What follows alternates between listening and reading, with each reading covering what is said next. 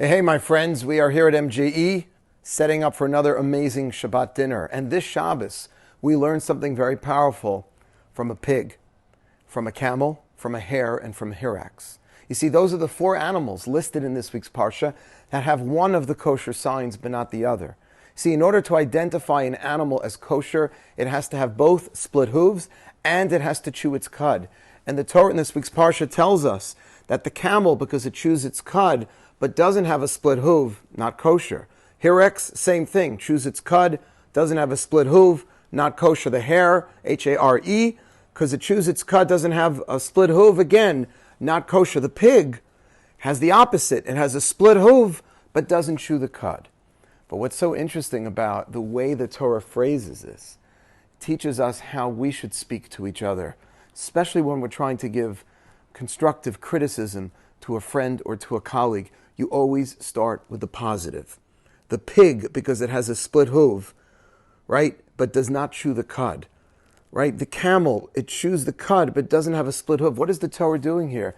The Torah is first putting down the positive. At first it says, yeah, it has this, but it's missing that.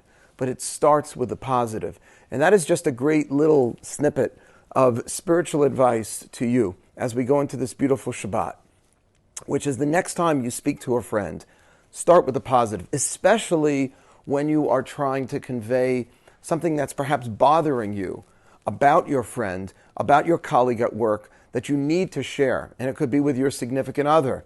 You need to get across this because the Torah tells us that we should correct our neighbor, not to be judgmental, not to always be correcting other people, but to be pointing out flaws when they're getting in the way of the relationship, or you think you can help another person. But the best way to do that is always to start with a positive. And we learn from this week's Parsha that even in describing the animals that we're not permitted to eat, the Torah goes out of its way to first start with the positive.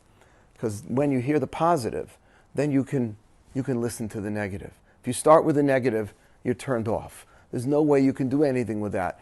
Once we are drawn in a little, by hearing something nice from our friend, we can then tolerate a little constructive criticism.